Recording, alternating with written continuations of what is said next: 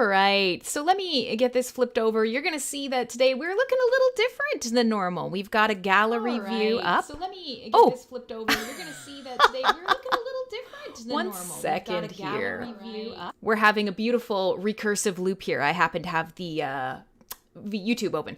All right, so hey, welcome. You were just listening to Meadows and Makers with Making Stuff. We had a great show there. Today, you guys are expecting a regular CyberBuzz, but we've been passing the word around. We're going to do things a little different. The community has been asking a ton if we can talk a little bit about what's going to be happening in the upcoming Hardfork 25. If we could talk a little bit about what the heck is going to get changed, what's going on with consensus, what's some of the work done. And I know a lot of you guys have questions. So the only thing is we're just getting started. So I'm going to drag some more of our attendees in. I can see Howo's in the chat. So I'm going to grab him and chuck him in here. Howo, if you can say hi soon, let me know if things are working. Yay! Okay, so the only person we can't hear is Blocktrades. Poor guy. We might have to remove him and bring him back in just to see, or maybe Ron can help him out. But so the plan today, as people are just filtering in, I can see people are watching on Vim. Hi, Schmoogle. People are all over the place. We'll give people a chance to get here. We'll let them know what we're doing today. But a lot of you guys have been asking me about a lot of the stuff that has been coming up in the dev meetings, and that it can be a little hard to follow. So the goal today, in any case, is that we're going to talk a little bit about some of the work that the core devs have been working on. We're going to go over some of the consensus changes. We're going to do it in kind of a layman-friendly way, and we're going to give you guys a chance to ask questions and make comments and kind of get some interactivity going on this. So I know Marky is a very mysterious skull, but how if you want to turn on your video, you're welcome to do so. It's streaming out all over the place. So if you want to have your bright, big smile showing, you can do that. Otherwise, you can stay Vault Boy, whatever makes you happy. And just in the background, I'm going to quickly publish a post on Vim, and we will be ready to go. So one of the things that we haven't done in a while is we haven't given some of our devs a good chance to introduce themselves. So Howo, you've been doing a ton of work. And do you want me to call you Howo, or do you want me to call you by your name? I feel like people know me as Howo better than Martin, so Howo works. Okay, perfect. So I'll call you that. You probably want to talk a little bit about what you've been working on, because often people hear you in the dev sync or they catch your dev meeting notes, but they might not know you as just a dude around the blockchain. So you can introduce yourself. I know Marky's been balls deep in testing now too. Arcane I'll probably drag in at some point because he's been working on some SQL stuff, getting that ready for the testnet. And I think Blocktrades is back, which means we might hear him now. A quick test. Yes. Yay! I'm here. Perfect. So also Blocktrades is here. And do you want me to call you Blocktrades, or would you like me to call you Dan? What's your preference? Dan is fine. Dan is fine. Okay. So while you were out of the room, I was just saying what we're going to do today is we're going to kind of go over the consensus changes in the new Hardfork release. And we'll talk a little bit about some of these items that are coming up and that are the actual consensus changes. I've also been getting a lot of questions about modular hive mind, so we'll probably see how things go. But I was just getting ready to give Howo a chance to kind of introduce himself, and yourself too. I mean, you guys are well known as devs, but it might be nice to just say hi and talk a little bit about what parts of the new Hardfork you've been most focused on. So maybe Howo first, and then I'll corral some other people too. Okay, so yeah, I guess hello, I'm a software engineer. As you guys probably know, I'm not gonna go with my life story, but long story short, I mostly work on the core dev and on XP, which is the new Steam press. On the last Hardfork, I mostly worked on a big new feature, which I'm very excited about, which is Recurrent Transfers, which allow you to trustlessly send funds, which at a regular interval, which enables a lot of the Patreon use cases. And then I mostly worked on a lot of small fixes, only fun coming soon. a lot of fixes here and there, mostly quality of life stuff, like regarding proposal payments, and yeah, also well, not on that hard fork, but also a lot of stuff regarding the RC delegations. But yeah, that's about it. That is like the big consensus changes that I did for that hard fork. Yeah, it's a lot of stuff that you've tackled. And I know there are some big questions about recurring payments and some of the things that might be possible with those. So I get the feeling we're going to be doing a lot of talking about this today. And then, of course, everybody knows Blocktrades too, but always nice to have you introduce yourself because I think a lot of people don't necessarily get to hear you day to day. Okay. I'm Dan Notstein. I lead a team of programmers who work on the core code which is on the Hive node itself with peer-to-peer network, and also HiveMind, which handles all the social media type things that you see, like the posting and stuff like that. Oh, yes. So, sweet. Short and sweet. Short and sweet, yeah. All right. So let's kind of get a quick start here because I see lots of people are starting to hop in the Discord and more people are starting to watch on the other interfaces as well. We had a ton of people on YouTube. All of the chats are connected. So anyone that might be watching, if you do have a question or a comment, go ahead and throw it in chat. We'll do our best to make sure that we see it and answer it. You don't have to be in the Discord if you don't want to be. But one of the things I kind of wanted to put out there first and foremost is it is a little intimidating for people who aren't devs to kind of head over to our GitLab repo. But I wanted to start just dropping a link here in chat and something that we can it'll be our Coles notes for the day to keep us on track, is the newest release for Hive D. And that is, of course, oh, look, we can see Howo now.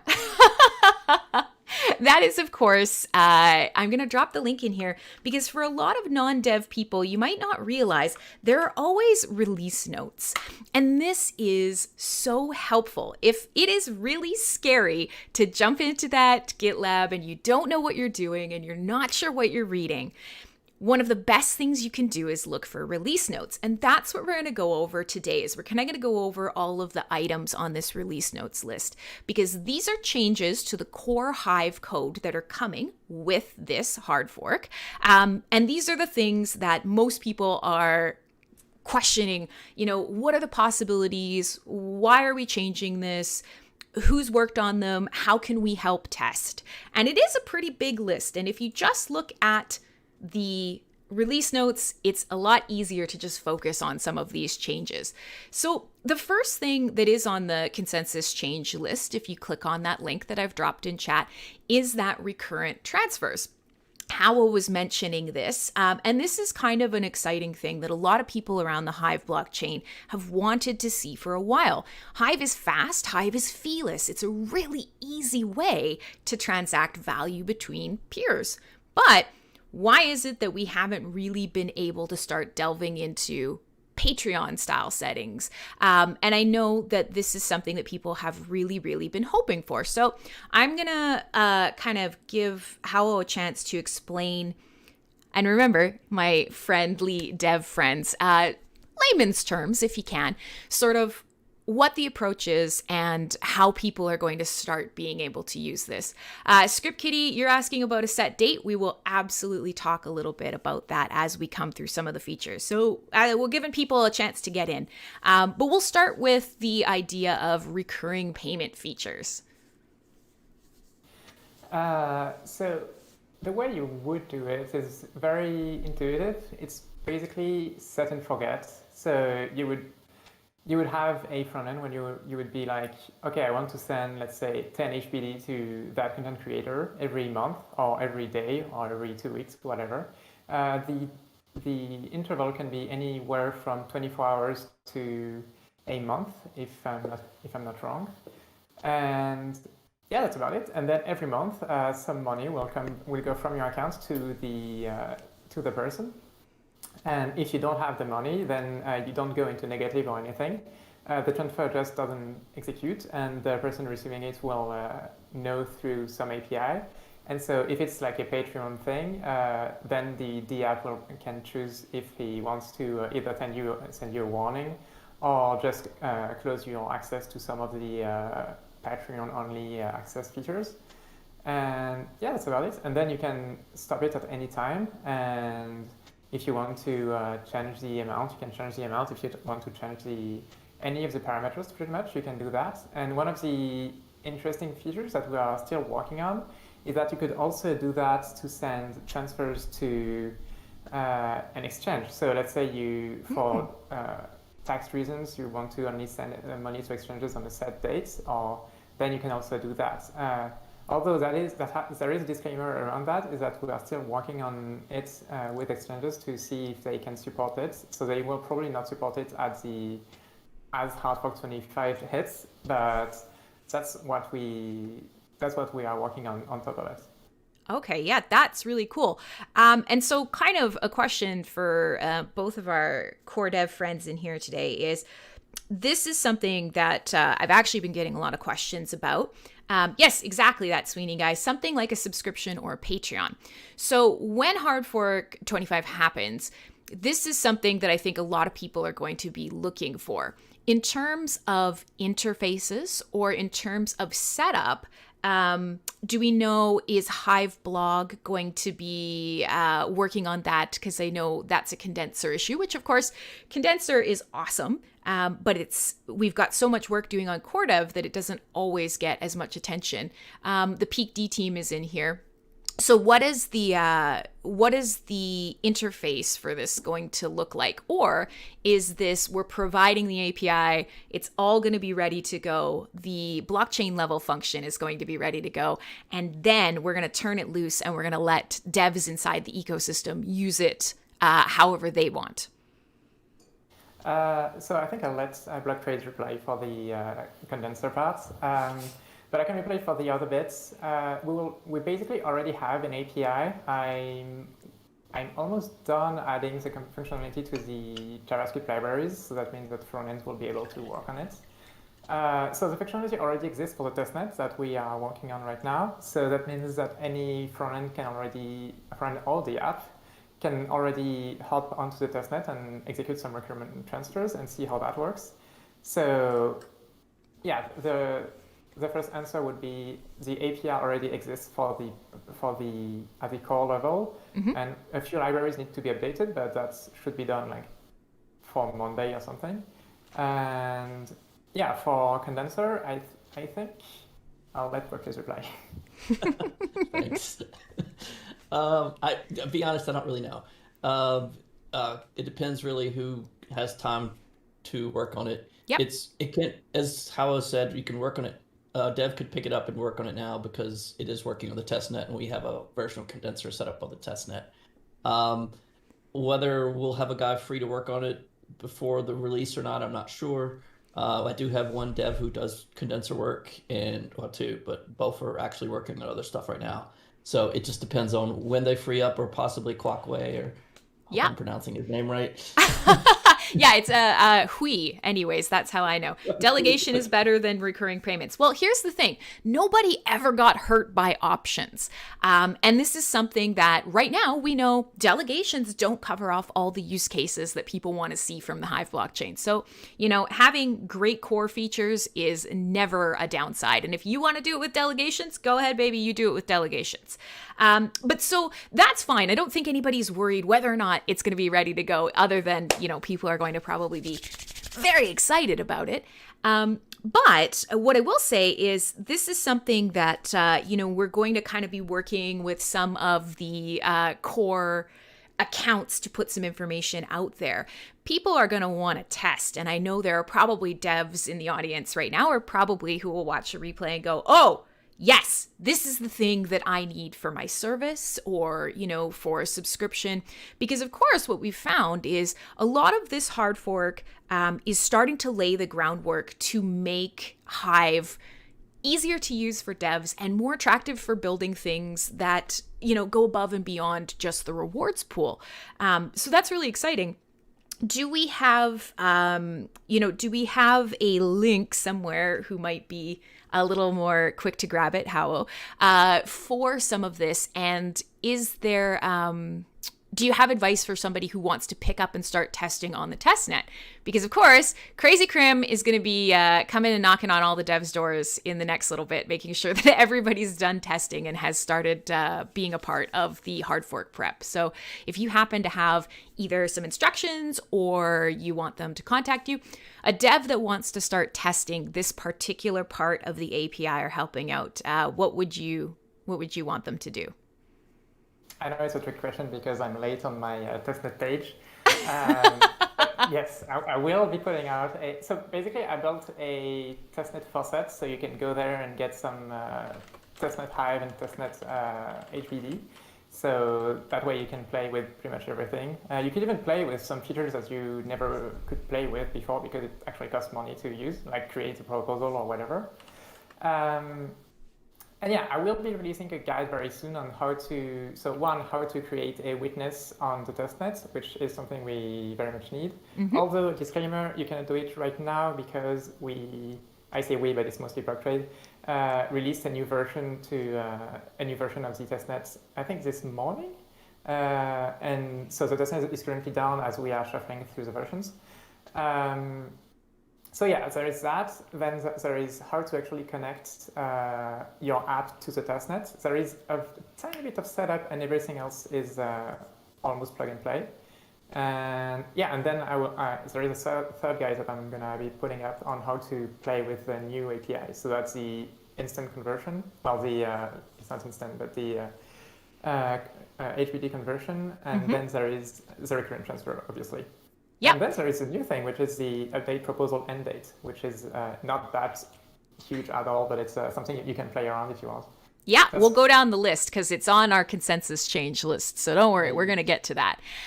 But yeah, so you're providing a lot of documentation. Gandalf just put out a post, and we're going to kind of be collecting up all of this information in one place, and we're going to try and create a really useful page for somebody who wants to dive into testing, because a lot of the people listening right now, they have never spun up a node in their life.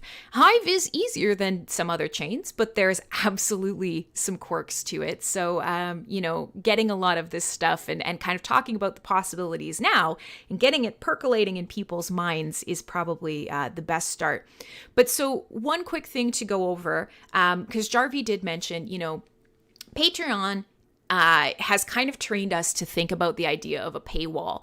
And before I kind of move us on to the next little bit, just remember that the beautiful thing is you can always find ways around this, but it is going to be up to front ends to decide what a paywall style kind of service would be. So somebody working with this API could certainly really flesh out some of these subscription or encryption features, because remember, of course, we have encryption built into Hive that could use a paywall aspect. But for some people, in the case of, Hive and the way that people interact with the blockchain and the social features, it's not necessarily about the paywall, but it is about consistent support and value transacting between a content creator and a content consumer. So it'll be really interesting to see really what happens as people get excited about this. And hopefully Marky at some point will try and pick his brain about potentially some hackathon topics. And some of these new API would be a great focus. New core blockchain features would be a great focus for people coming to the Hive blockchain and discovering that we have the DHF and discovering we have some really cool new features that nobody's built anything with yet. So I can see there's, Logic Zombie is talking a lot about delegation as a subscription. We don't want to go too far down that path just because we have limited time today. But when we talk about some features, just remember that not everybody is voting on content or, working with the rewards pool. There's a lot of features around the Hive blockchain that somebody delegating to you doesn't actually bring you value if you don't use the blockchain that way. So, it's got to be that sort of give and take. Going down the list, you had mentioned, sorry, we've got all of Howo stuff first. I'm sorry, Dan. But the next one is conversion of Hive to HBD and some of that conversion functions that we've been talking a little bit about. Do you want to explain sort of that back and forth and why this matters and how this is kind of going to help in price discovery and in the marketplace. This is actually Dan's work, so. Yeah. Oh yeah, sorry, Dan. Well, you mentioned it as you were talking about new stuff, so I'm following your lead. But yeah, we'll bounce back and forth. That's the next thing on the release notes. So let's talk a little bit about that. People who went to the link already may want to refresh their page. I added one extra link on that line. Oh, look at you! You're quick. I'm going to drop it again. I'll drop it over the course of our chat just to keep people up to date.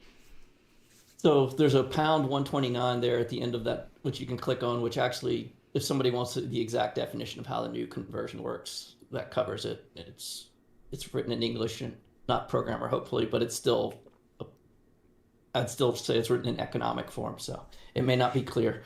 But okay, let's first just talk about why we added this function to begin with. So HBD sort of had a pegging problem, which is it's supposed to stay worth about the value of $1. And it does that pretty good it usually doesn't go much below $1 because if it does, somebody can, if they want, can just take their HBD, there's a conversion operation which allows you to convert it to $1 worth of Hive. And that takes place over 3.5 days. So you ask for the conversion and 3.5 days later, you get $1 worth of Hive. And obviously the price of Hive could change during that time. So what it does is it takes the median price over that 3.5 days and gives you that much Hive. So basically it allows you to get, even though Hive price is changing a lot, you should still be able to get $1 worth of Hive 3.5 days later. So that's how the price of a Hive dollar is basically stuck close to the price of a real dollar. So like I said, that works very well. What doesn't work as well is there's nothing that pegs it to be if it goes to more than $1.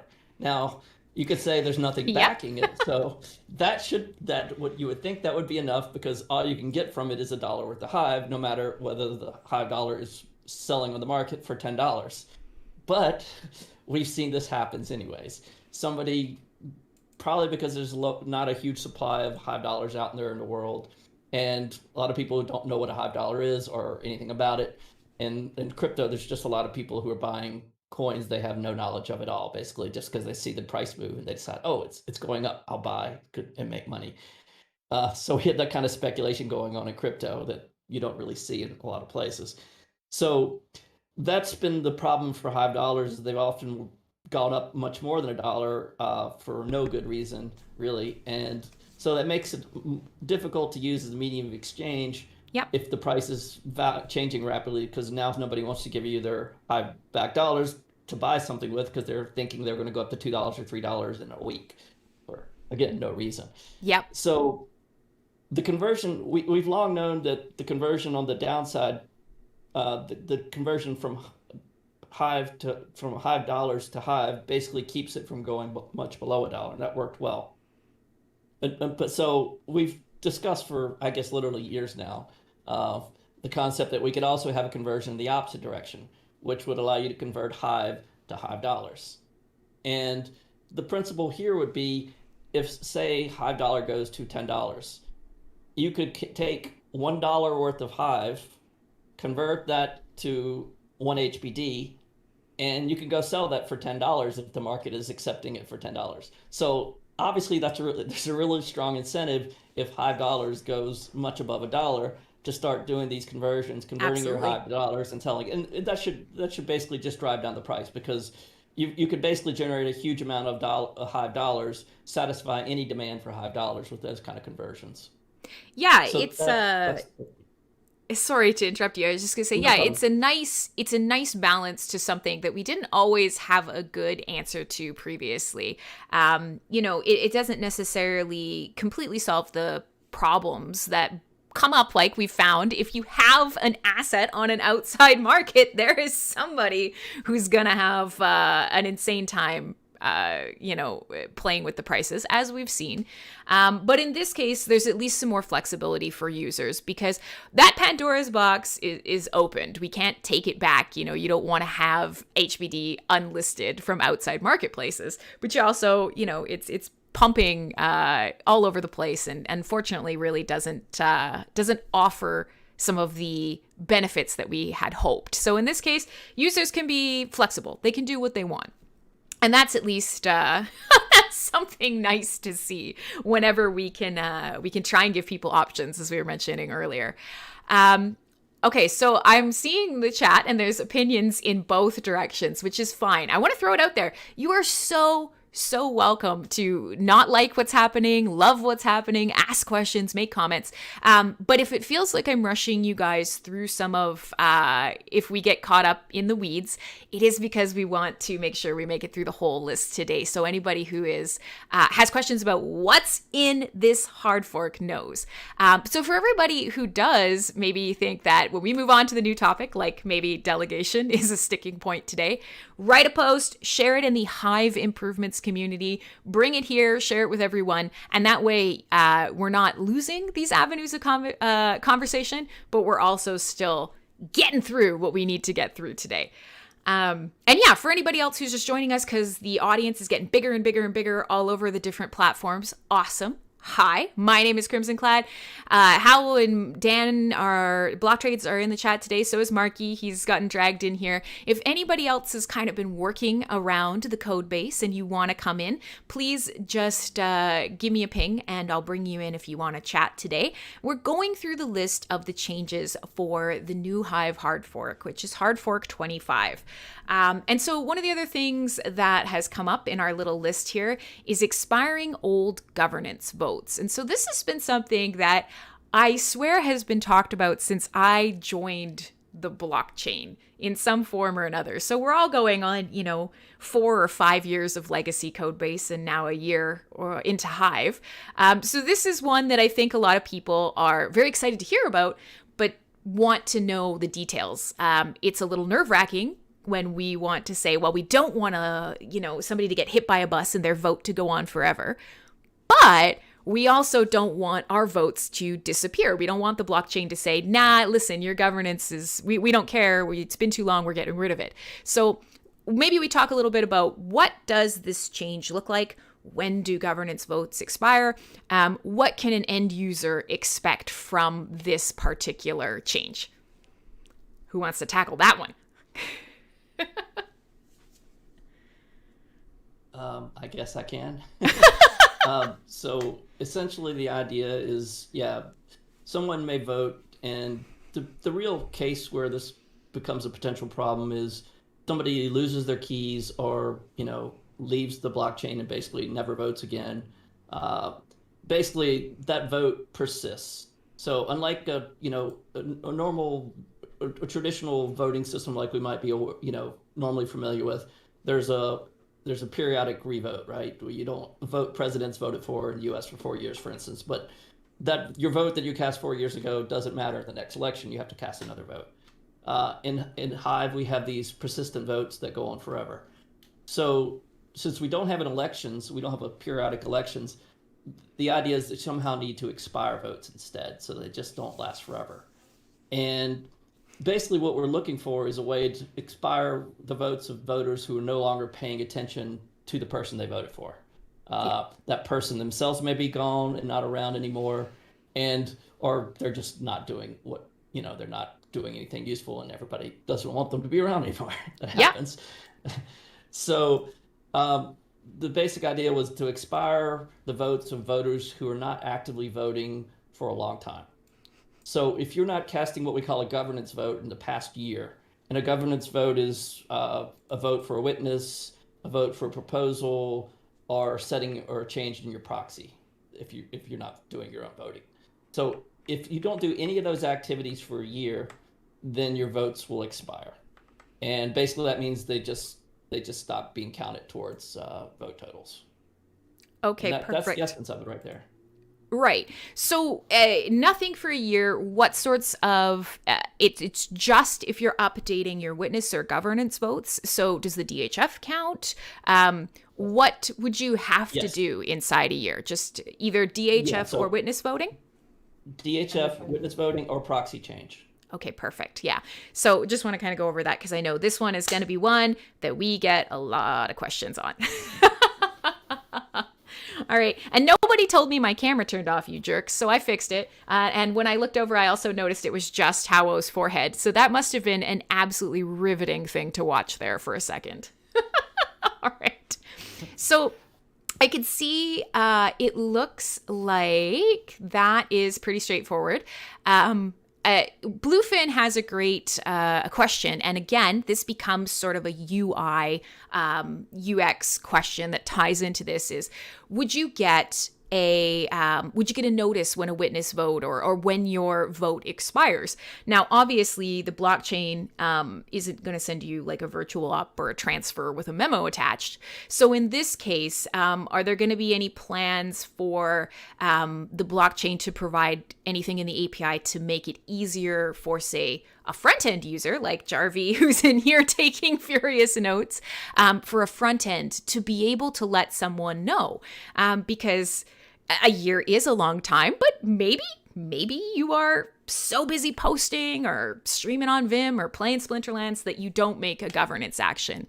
Is there something in the works to kind of help front ends make sure that users are aware of this? Yeah, so there's basically tied to each account. There's basically the time of their last governance vote. So the information's right there for the UIs, and obviously all the front ends are gonna, or at least the front ends who care about voting issues will do that. Okay, great. So I like this. That was a fairly straightforward topic. Hello to everybody who's just joining us. Again, if you want to get in on it, just ping me and we'll open up the chat here to more people. But let's blow through the list. We're doing great. So here's the one that everybody wants to know about, that always is confusing, that usually requires pictures and diagrams, and that's changes to the curation window and changes to curation rewards, the way they're calculated. Now, Marky did a great post at the beginning of this discussion, but of course, there's been a lot of work in the interim on it, and I think a lot of people, this is one of those things that can be very challenging for somebody coming to Hive, because you can say, yeah, you vote, you get curation, and that's it. But of course, that's really not, that's just the tip of the iceberg. And for a lot of people, they're here, they want to really understand the nuts and bolts of things. And for a lot of people, they've been through hard forks that have changed the rewards in one aspect or another a few times now. So they're going to want the nitty gritty. So maybe we can talk a little bit about how these curation changes, the reverse auction, and some of the things that are coming with this particular change to the Hive consensus code. Okay, who? Yeah, and I know Marky, like I said, he's in here. He's our everybody's favorite resident explainer for a lot of this stuff. So often, when changes happen, Marky will just say, hey, here's a post that kind of, this is what it could look like.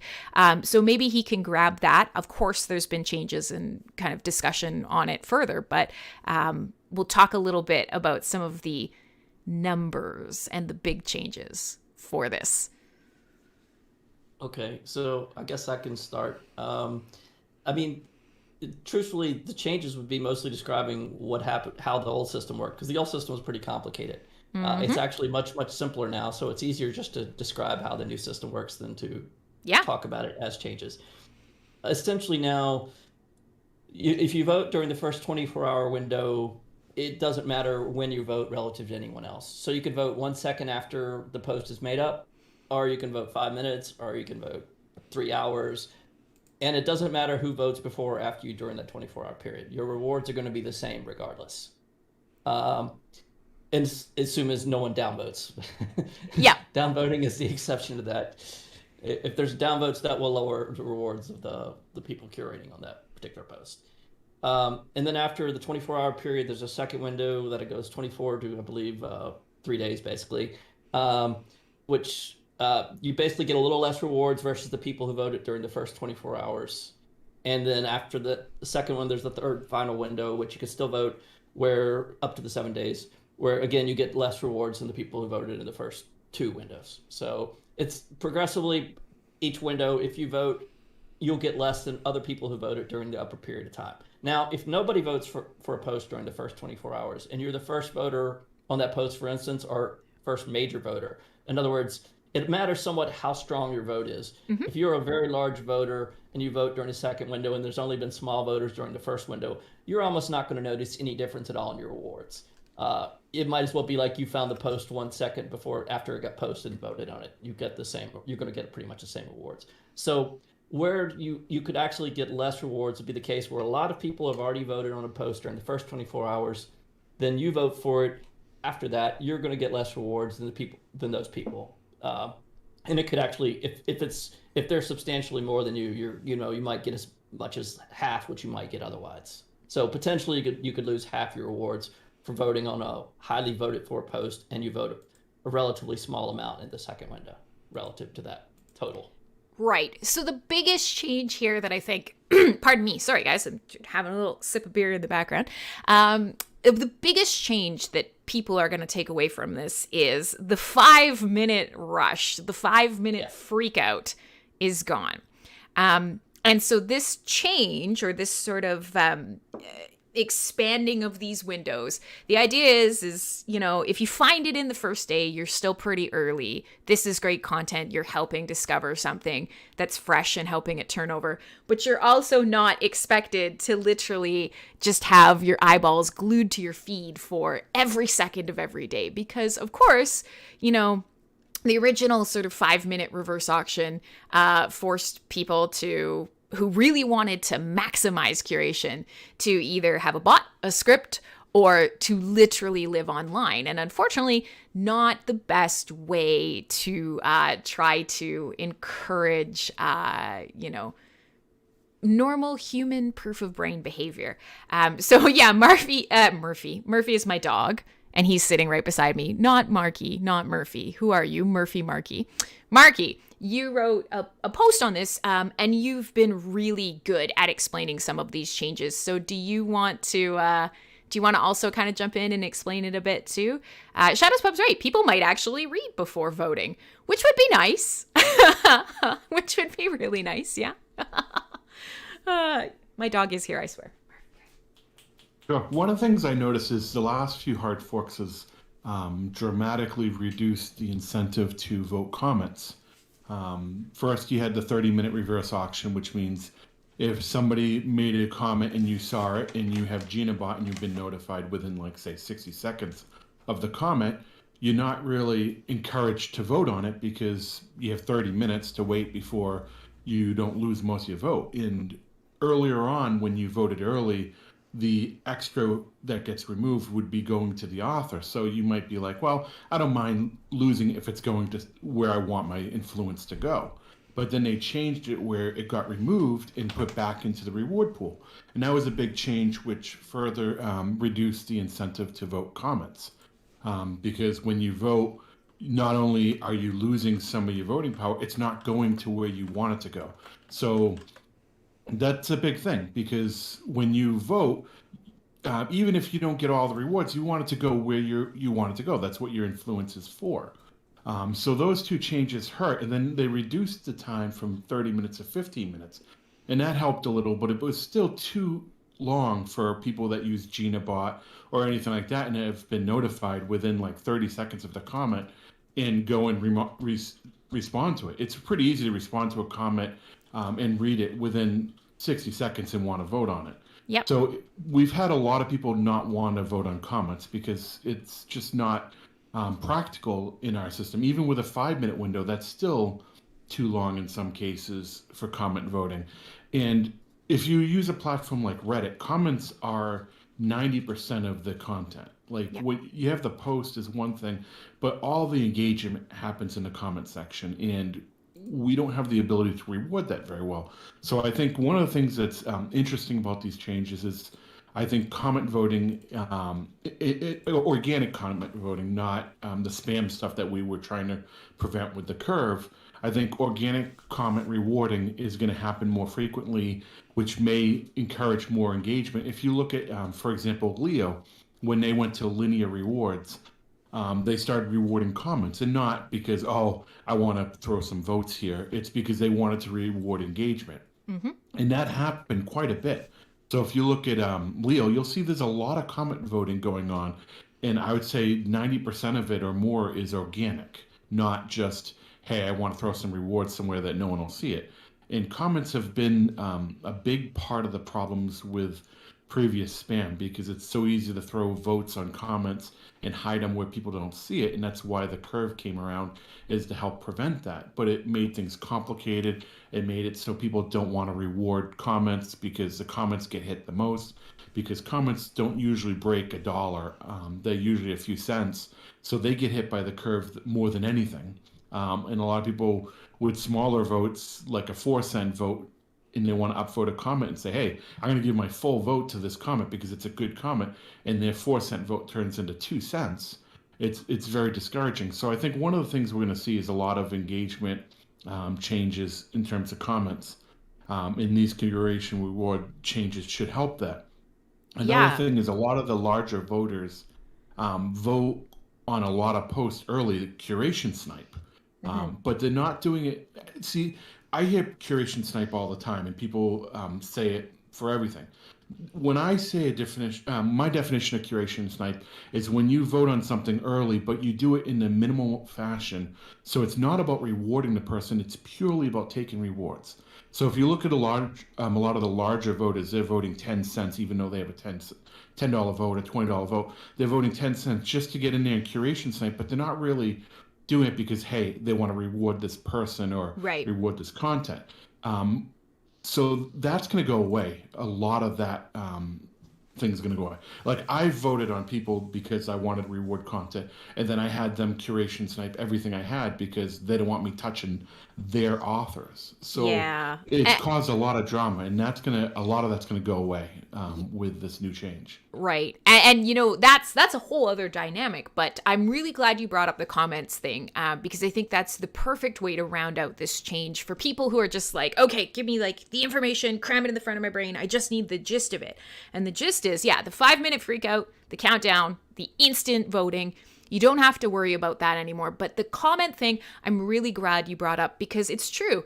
We've always wanted to see more people talking, and often, you know, articles and engagement and blog posts are immensely improved by people, you know, chatting about it a bit more. And there's a lot of people who feel forced to post that if they were able to comment and found that process was a little more smooth and a little more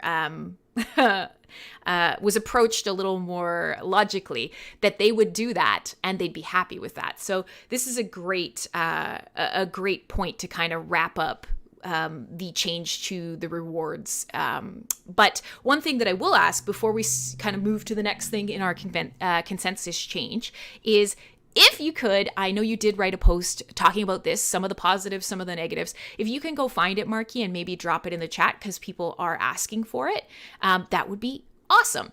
So we had the tech explanation and sort of the actual windows of change that are coming with that. And then we talked a little bit now about how that'll probably impact commenting and things like that. Oh, one more thing. You have one more? Just interrupt me then. Yeah, I had another thing that I want to talk to about the curation changes that I think is not really so obvious. Okay. Is trails. Right now, trails are a very popular thing in tribes because not tribes, Hive, because people don't want to spend time voting all the time. Sometimes they just want to trust somebody and basically let them do it for them because voting curation is a full-time job. It can take 4 to 8 hours if you have enough stake to do it. Trails right now are not the greatest thing because the first person that votes gets majority of the rewards. Everyone else gets almost nothing. So people don't have the encouragement to follow like OCD, for example, because it's not financially incentive to them. Right. With these changes, that's going to flip that on its head. And I think trails may become more popular. And one thing I was thinking about is like revamping Utopian IO, for example. We don't have the sugar daddy to give 4.5 million Steam Power delegation, but we can create a trail and everyone isn't penalized for using it. So you can have something like that. You can have communities rewarding the community members better without having to worry about, well, one person is going to get 90% of rewards. Why should I even bother getting involved? So it's going to allow people to do more organic voting without having to sacrifice everything to do it. Yeah. Not have to say, I'm going to have to do this altruistically and give up everything. So I think that's going to be a big thing that's going to change as well. And I wrote a post on that as well. But that's one thing I think, for example, if we revamped Cobbany Open Mic, for example, Yeah. and then we had a voter that voted the post, and then people could follow it because they want to reward those submissions. But right now, if they do it in this system, they know they're not going to get much voting power because some whale's going to go in front and take all the curation rewards. Some people are going to go in and curation snipe because they know the vote's coming, so they're going to do that. So chances are if you get in the trail, it's going to be the lowest possible curation rewards you can earn. Yeah. But it's the most organic, too. You want to support our community. So I think that's going to be a really good change that's going to help a lot. And it's not as obvious as some of the other things. Yeah, absolutely. I think the best thing to do is if you can, grab both of those posts, dump them in the chat. I'm just keeping an eye on our time. So we've almost been chatting for an hour. And it turns out we are almost perfectly halfway through the consensus changes in the new release. So it turns out, a 2-hour show, we are really on track. We're doing really great. So that's really cool. We still have about half of the features to quickly go over, and big props to Dan and Martin and Marky and anybody else who wants to jump in today. We're talking a little bit about the upcoming Hive Hardfork, and towards the end of the show today, we'll talk a little bit about timing and how people who want to help out with testing or, get involved with giving feedback on the GitLab can do that. But we'll keep moving through all of the items that change with this change to the consensus code. So I'm going to drop the GitLab in chat again because it comes up on the screen and it'll come up here in the chat as well if you would like to follow along. I know it's a little scary. If you're not a dev, that's okay. We were talking at the very start of the show, what you can do is if you're interested in Hive and you want to look at all this work that's being done, it is open source. You can go to the repo and you can actually read just the change notes, just the release notes, and it will help you stay up to date. All of our core devs and all of the people who are working on this code are making posts all the time. Howo Blocktrades is doing full sort of weekly recaps of the stuff that they're working on. And of course, the code is there. If you don't understand what the code is, no problem. There are release notes for this exact reason. So, cool, we're going to move on. Let's take a peek because I've lost track of where we were. We just kind of went over the curation rewards. And so now we're going to talk about, many people miss this change, but we are actually paying a bit of interest on HBD. And so if you don't move your HBD around, you might not notice it because we do have kind of a lazy transaction system. But yes, indeed, if you have been holding HBD, you may have noticed you are earning interest. However, we're looking at changing that a little bit. And so what is going to happen now is with the new hard fork, HBD is only going to earn interest while it is held in savings. So we can talk a little bit about why that is, what the hopes are for it, and potentially how this could be parlayed into some more sort of DeFi styled features for Hive. I don't know who wants to tackle this one. I can start at least. So essentially, yeah, the concept, this is a really simple change, honestly. Mm-hmm. Before, all HBD got interest. Now you have to put it into your savings account in order to earn interest on it. And I guess one of the biggest driving factors for this is a lot of HBD right now is held on exchanges, which means we would wind up be paying exchanges interest for holding other people's Hive HBD, which didn't really make a lot of sense to anyone, I think. So, and by not paying interest to that HBD, we can then pay more interest to actual Hive holders holding their own HBD. So it just seemed like all around a good change, I think, from that point of view. And that's essentially the nature of the change. Yeah, absolutely. And I mean, what we are seeing, obviously, is that in every project, especially that is maybe a little more effective on the hype side of things, and maybe a little less effective on the code side of things, is that people are getting really used to the idea of either staking or locking up in a liquidity pool type of fashion. Just something of saying, I am designating these tokens to earn. And so by actually saying, okay, well, you're going to move your stuff to savings. All it is just making sure it can't immediately be ripped out of your account. You're saying, I'm putting this in a savings account to earn interest. You're actively making that step in your mind that I'm going to hold this asset and I'm going to do something specific to have it earned for me without me actually making any continued transactions with it. And I think that's something that people are really starting to understand in the crypto world, and they're actually looking for opportunities for that. And so in this case, yeah, everybody's going, yeah, cutting out exchanges, cutting out the DHF. It makes total sense. The people that want to come to Hive to earn in one way or another, this is a very hands-off option, and it allows even the little guys to get started, to start socking things away and earning some interest on it. So you're right, it's a really simple change, but at the same time, it will be something that we can help people understand on a level that kind of relates to what's happening across the crypto ecosystem right now. I don't see any questions. So just throwing it out there that if you have questions, or I see lots of witnesses, coders, whomever are in the chat, go ahead and just ping me and let me know if there's something that you want to ask these great big brains that we have kicking around today, or if you want to join in the conversation as well. So that's a pretty cool, easy change to go over. So that's excellent. Let me come back to the big list. Here's one that I think is probably, we're going to kind of touch on it and go, which is not allowing voting on expired proposals, which seems pretty logical. Yeah, I think that's all there is to that. Is didn't make sense for allowing voting on proposals that were no longer active and could pay anyway. So that's all it is. As opposed to votes for posts, where you can vote for posts after they've paid out, but it's kind of a different scenario. Yeah, absolutely. And that's the next thing on the list, I think anyways. Let me jump back and check. And so, oh no, it's not. So the other thing is proposal related as well. And so the proposal ecosystem, the DHF is getting bigger and bigger every day. We're starting to see a really healthy, robust fund being built up. And it's going to be really exciting to kind of actually take this and run with it out into the world and get people really excited about using and developing for Hive. But one of the things that we found is, of course, prices can fluctuate and the market can stay completely irrational.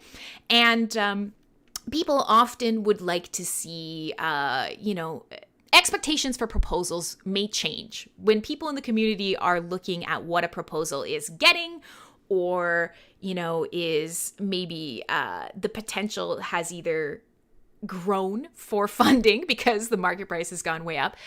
One of the things that's changing now is you are going to be able to shorten the time of a proposal. Now, this has come up, of course, because we did see a nice little pump in the last couple months.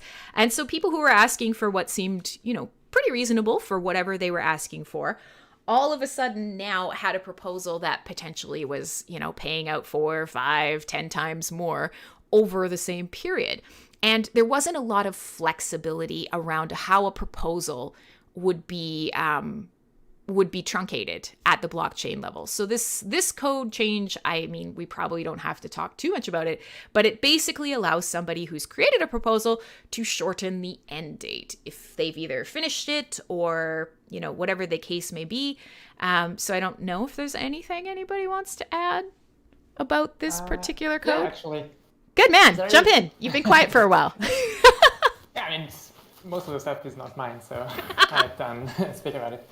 But yeah, this change is mostly a quality of life thing. The idea is also that it's a way to trustlessly remove your fund, because right now you can delete a proposal, or you can reduce the amount of funding you get.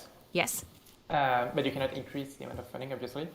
But it doesn't make a lot of sense to reduce the amount of funding, because then you get funded less quickly, and so technically in theory, if it's like a marketing proposal, you want to have all of the money as early as possible in order to be able to reap the rewards. And the issue with deleting the proposal is that it's not a trustless solution, so that you have to keep funding the person, and then you have to trust the person to delete the proposal when he has earned enough. Or everyone can synchronize and vote the proposal, which is also totally something that works. But I felt that it was kind of an easy change, and that way you can just be like, hey, you just got paid like 50% of the proposal thanks to a pump, and now you can just reduce your proposal end date to half, and that way you end, and all of the stakeholders are, they feel confident that they don't have to monitor your proposal to make sure that you don't get extra money. Okay. So, yeah, but it's still a very straightforward change anyways. Yeah, and actually that's a really good point, and it actually kind of plays into Big Tom made a comment, which, you know what? Yeah, I'm going to take this one because it's a great point. Tom is saying, hey, that's bullshit. It's worth Hive or Hive back dollars. We voted as Hive, and so, to think of it solely in terms of USD or fiat isn't actually valuable. And you know what? Yeah, you're right. For a lot of devs, of course, they are going to be looking at how does this become, how do I move this in a way to support me while I'm developing? But yeah, Tom, you're absolutely right. But what Howo is saying kind of plays into this, and that is, for whatever reason, should I have actually completed my proposal early, or I'm no longer able to complete my proposal, or whatever circumstances may arise around shortening a proposal, the value here is actually less so for the person who's shortening the proposal and more so for the community at large, which is, I don't have to be the one that has to come back and make sure that this proposal actually ended, or whatever the case may be. If you can have a proposal that you can end, then that is that trustless connection between you and your voters, which I think is, in some cases going to be really valuable. So we'll see. It's an easy change, but yeah, you're absolutely right, Big Tom. And, it's tough because we do have to talk about the DHF in terms of value in the real world. But at the same time, the importance of this building fund is inside the Hive ecosystem, and knowing that, okay, the Hive token is going to, be valued at more than fiat in some point, right? You're right. We should always be thinking about it as how far it can go inside our ecosystem first. And then, yeah, devs have to eat, so they're going to change it into rubles or, whatever. I'm trying to pick anything that's not USD, but changing it into fiat is a necessary evil still. And depending on where you are in the world, you can actually trade Hive directly for food or rent or whatever, but we're not at that saturation point yet, unfortunately. Getting closer, but not there yet. So yeah, great point. Great point that you have to think about it both ways.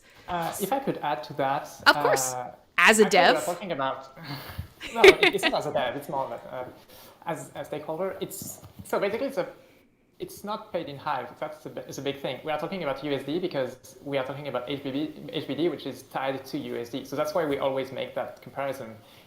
You make a proposal asking for 10 HBD. That means you kind of make a proposal to get paid 10 USD in the end.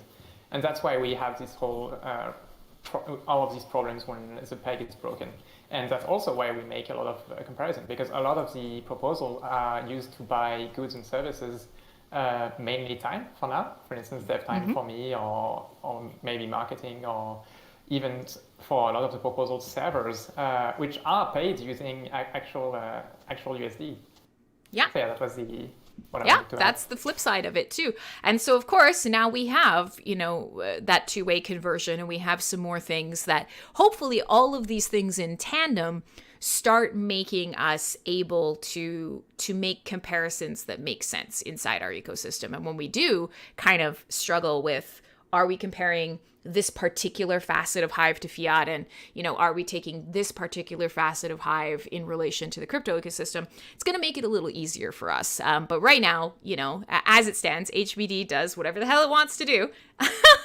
And so finding these easy, not to denigrate your work, my dear, but finding these sort of easy code changes that can help reinforce the system we have, it's always a good thing, right? Okay, so we're doing really good. We're firing through all these consensus changes. So we did just mention this, which is reallowing the vote operation for already paid posts. Now, this does happen. Sometimes people do just want to show appreciation with a vote. And this is kind of a confusing thing in the Hive ecosystem. Oh boy, chat. Hey, chat. Focus, friends. We've got some questions here. We're talking about the code base. And if you have them, please ask them. Ping me if you want to know. But let's try to, at the very least, keep the 2 hours that we have slightly on track while we have fabulous people willing to answer your questions and me. So let's talk a little bit about this, which is a pretty simple change again. But one of the things that really confused a lot of people was if you found a post that had already moved past the payout window and you tried to vote on it, that had been removed. So we're bringing that back. And part of that really is, content on Hive is evergreen in that it never goes away, but it's not evergreen in terms of the payout window. So we should absolutely have the option to show appreciation with a vote. Votes and comments still way down the line, especially as we improve content discovery and especially as people build followings, old posts are going to be discovered. So reallowing voting on old posts, not for any exchange of rewards, but certainly to have that, appreciation logged in the blockchain matters. So I don't know if there's anything really to add to this, but this to me is a positive change because many people understand this. When I go out and I find a Facebook post or a Twitter, whatever, from 10 years ago, I can still like it. It may not be trending. It may not boost me to the top of the rankings, but I can still like it. And Jarvie, I don't know if this is related to what we're saying right now, but it's a great point, is you can build features via votes. And it may make a difference if, an author has a post that is continually still getting votes. Maybe if they're still active, they start getting suggested as, somebody to follow or whatever. So I don't know if there's anybody else in the chat right now that wants to talk a little bit about this. Again, pretty simple change. But this is something that kind of makes sense to me, certainly, in terms of engagement and welcoming users, especially new users, into the ecosystem. Why can't I like this thing? I just want to like this thing. Well, yeah, you can again. Yeah, and I think everything you said is totally correct. But beyond that, I mean, you could do things like if you have another token, for instance, that you're rewarding on, you can reward on longer than a 7-day interval, for instance. Great point. So you might have, Yeah, that's something that, to be fair, I hadn't even thought. Well, obviously, there's a lot that I don't think about from day to day, which is why I brought you guys in. But of course, so this is another thing is, of course, what happens at sort of the core code, base layer code, can also have impacts that ripple outwards into layer 2 or other types of ways of interacting with content, which of course is, again, a lot of the groundwork that is being laid with Hardfork 25, which is to start making Hive more functional above and beyond the reward pool without changing the sort of guts and heart of the Hive blockchain. So excellent. I see the chat is definitely half functional. So for those of you who are being functional, great job. And for the rest of you, I'm still glad you're here. We're going to keep moving on. We're doing really awesome. We're halfway through the show. And what we're doing right now, if you've just joined us, is we're going over the consensus changes to the Hive blockchain for Hardfork 25. We've almost gone over all of the feature changes. And the last one, of course, comes back to everybody in the chat. And I saw Kitty asking this earlier, which was when? So the last item on this list is temporarily setting the Hardfork date for the testnet. Don't listen to me say this and think this means that the hard fork is on June 1st. It is not. The hard fork date for the testnet is June 1st. So this is probably where we're going to spend a little bit of the next segment of the show, is talking about the testnet, and, how long it's going to run, how much time you have, and how to get involved now before we have a hard fork on the testnet. And for those of you who aren't techie, what the hell does that mean? Okay, so that's a lot of stuff. And I was going to say, this might even be, we may even drag the wizard in, although I guarantee you he's not going to want to because he hates Discord, but he is welcome to also voice his opinion in text if he wants to.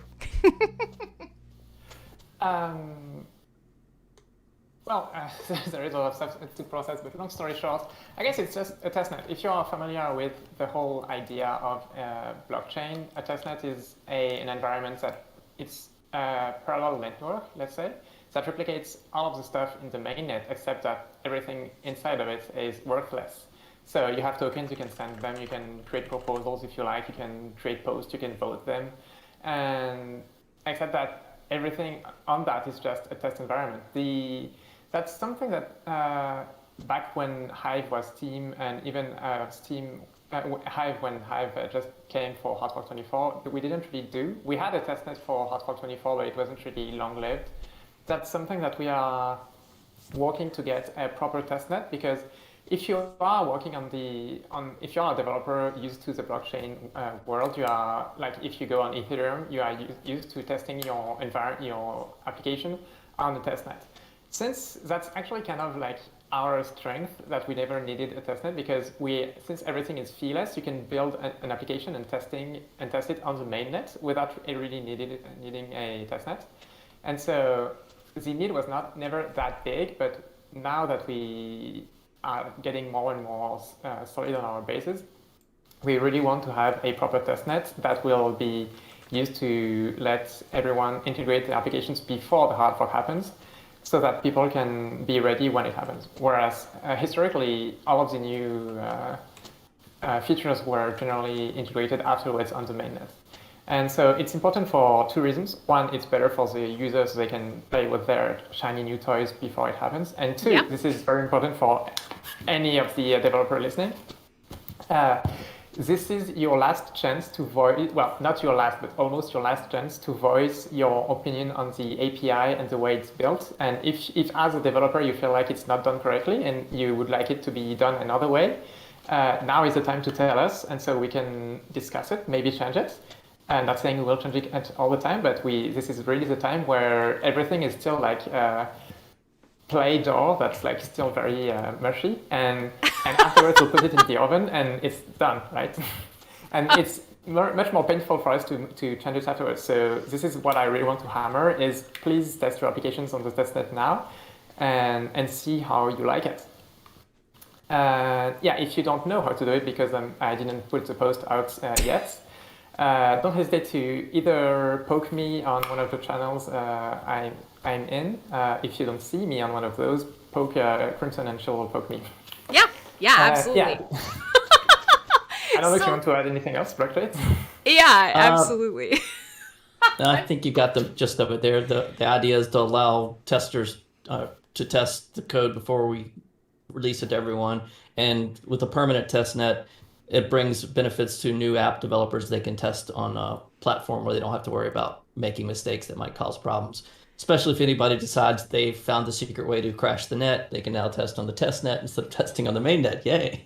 Yeah. So if you have ever had a dream of attempting to crash a blockchain, we invite you to live out that dream. I'm actually still honestly on the testnet. On the testnet. But, I mean, at the same time, Hive, oh God, I'm going to knock on some wood on my head, on my dog. Hive is pretty freaking resilient. So we've had some really amazing luck. And that's part of why, having a testnet available is really cool, is because you can get involved. Now, I am still kind of giggling at Howo's use of mushy. The blockchain, a testnet is malleable. A testnet means you guys have the option to still shape it. And so when we talk about date for the hard fork on the testnet, and Howo did explain this, but we'll just quickly touch on it again. What that means is we are literally going to be running the version that is running on the main live blockchain right now. We're going to run it on the testnet for a couple days, and then we're going to simulate the hard fork on the testnet.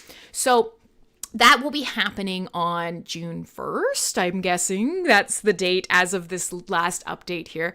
It's the last one. Once that happens, the testnet will be on the new version, and it will be available until such time as we decide to get her done. So there's a couple of things to take away from this. What that means is if you're an end user and you really don't know or don't care, the testnet that is, this public testnet that's available is kind of going to be your indicator of how close we are to the actual hard fork. And we, of course, isn't the testnet already broken? No, Script Kitty, it's actually not already broken, but it is actually being reset right now. So on a technical level, yes, it's broken. On a practical code base level, no, it's not broken. But so Gandalf is here with us today, kind of hanging out in chat. But after today's show, everything will be getting moving. And one of the things that we're going to be all doing together, everybody that's working in here and myself as well, is we're going to be kind of creating some resources for you guys. Whether you're an end user, whether you're a dev, whether you're somebody who is creating a new dApp or has a dApp already, we're going to be creating some resources to help you access this testnet. Because one thing that we've found, of course, in this past year of Hive and with the last hard fork, with Hardfork 24, is that if we don't make sure that there's enough public information available, we can't expect people to test publicly.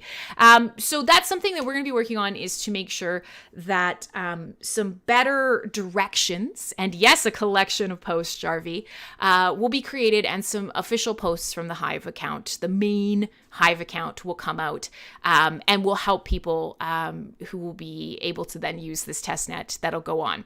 So we are now coming back to the main question, and the main question is not everybody in chat telling each other to get bent. So please cut that shit out, kids. We're here for a reason, and that is to learn today.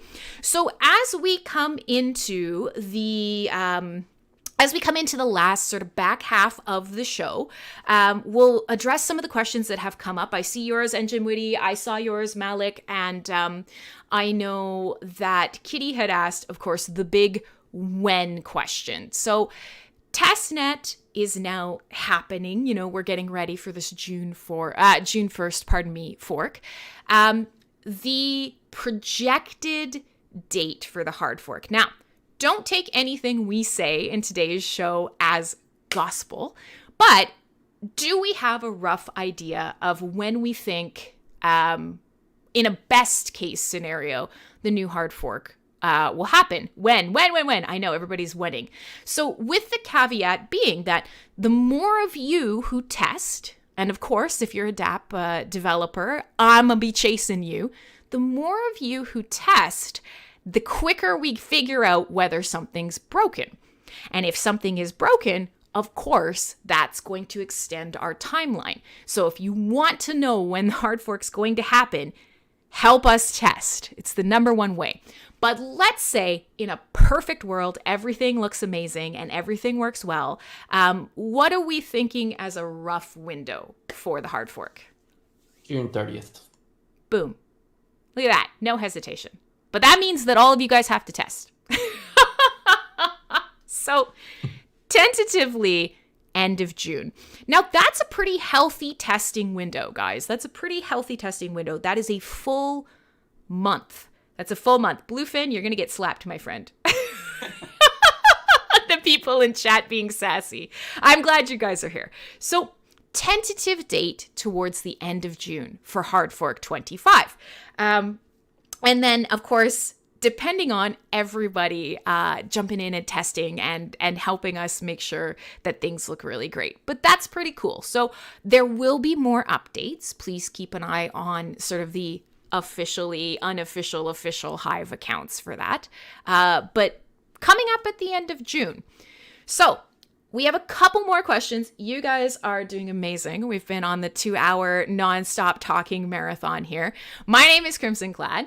I'm one of your consensus witnesses, and I'm just that crazy lady that lives in the blockchain.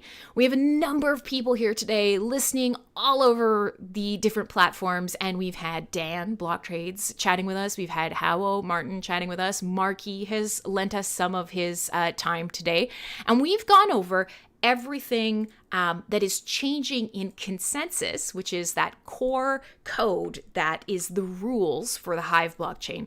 We've gone over all of those changes, which you can find here at the link I just dropped in the chat, so that you have a better idea of what's up and coming, and what have these guys been working so hard on. But there's still a couple questions outstanding, and there are two of them. Now, poor Malik has been asking questions on the YouTube, but I find that they're excellent questions that I'm kind of saving towards the end of the show. So I'm not ignoring you, man.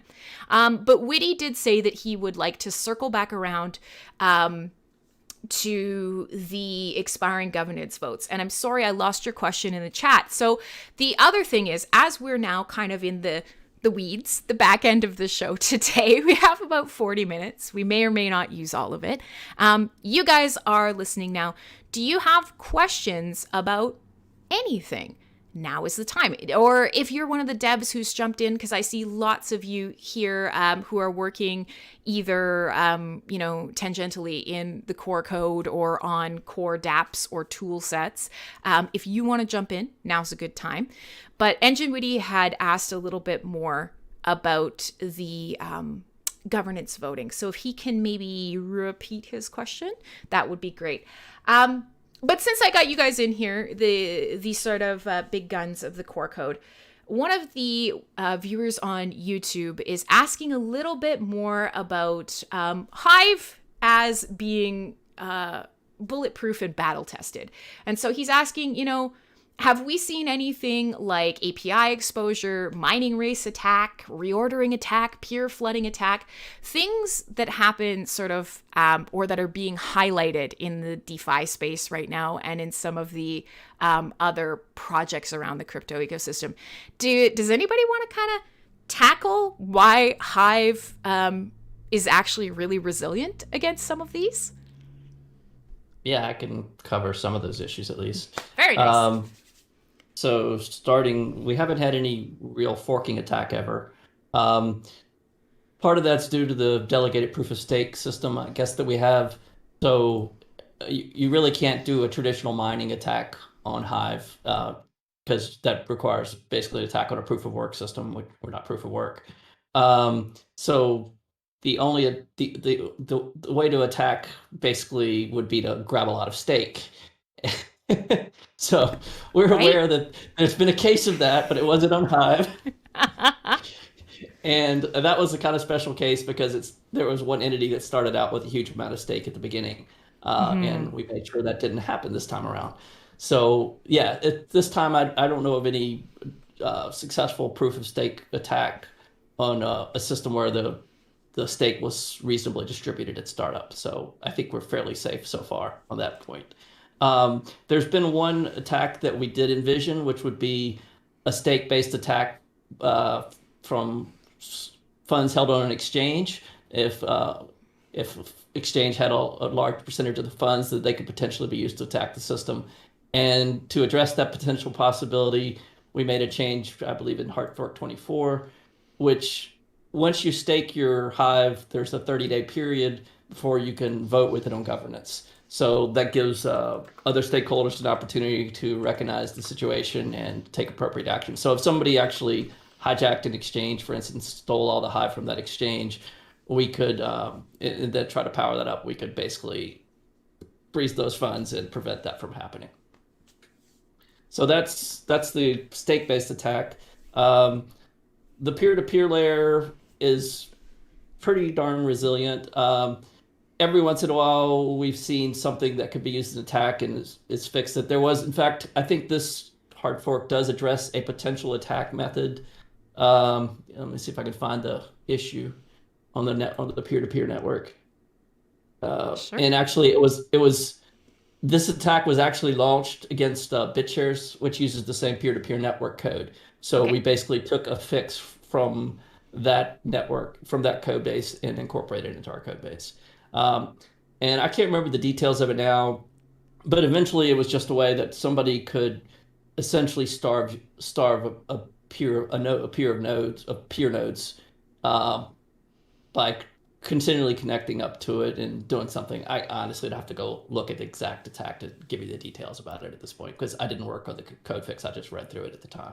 Right. But I guess the general answer to you, Malik, is that in terms of the way that we function, in terms of our distribution and in terms of the strengths of DPoS and a lot of the features that are fairly unique to Hive, a lot of the attacks that you've already seen elsewhere around the crypto ecosystem can't actually happen here. And that's a really nice thing. So I know it sounds like, just from reading your questions, and probably some of you that rewatch this later or who may be watching this and keeping quiet now, are people who just have some Hive, but you haven't taken the plunge into the ecosystem yet. You're not maybe a devout community member, but you have some Hive and you're wondering what's up.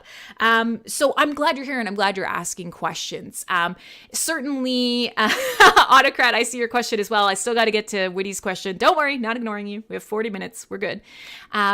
So this is a good thing. And of course, one of the things that obviously Hive really, really, really needs, and after this hard fork, my personal attention for sure will be trying to help us drive some of the hype, because whether we like it or not, the crypto space is hype centric. And that's one thing that when you don't have a set team with set jobs, with set salaries and whatnot, you don't always have somebody that can become that captain of the ship and the face of the ship, which is very much related to a lot of these projects that say we have a fully doxed team and we're going to hype like crazy. So, I'm everybody in chat is giving me shit for saying it can't happen. I am suggesting that it can't happen, but this is why we have a testnet. So shoot your shot, kids. Come on over to the testnet and give it a shot. So I do want to make sure that we don't miss any questions. If you have any, now is the time to dump them in chat. These fabulous gentlemen have given us 2 hours out of their day, and we have a bit of time left yet. So circling back around, Witty did repeat his question, and it was, can we get more clarification on the expiring governance votes? So what is the new time frame for active voting, and will proxies need to reconfirm along with the actual vote caster? So we know that the active time frame is a year if you don't do any governance voting, so DHF, choosing a proxy, or voting for a witness within a year, they expire, and that the user interfaces or platforms or even bots will be able to check that date and throw a notification if you need to be reminded. But this is actually a very good question. I'm guessing we know the answer, but just as a double check, if you're proxying to someone and you're trusting that they are casting votes on your behalf, and they reconfirm your votes, do you have to reconfirm your proxy to them? Yes. Yes. Yeah, they're not reconfirming your votes. They're just voting with their account. No one can reconfirm your votes except you. Okay, perfect. Which is, it's what we expect, but it's always good. It's a great question. Thanks for asking it, Engine Witty. Of course, we like to say, or by we, I mean me, personal responsibility on the blockchain. Crypto teaches you personal responsibility. So even if you do want to proxy that trust or that governance action to someone else, you do still have to be engaged with the process at a very, very minimum. Okay, cool. So everybody's still tagging me and giving me shit for the can't happen. Okay, I'm on the spot. I'm going with the flow here. Are SMTs still on the roadmap?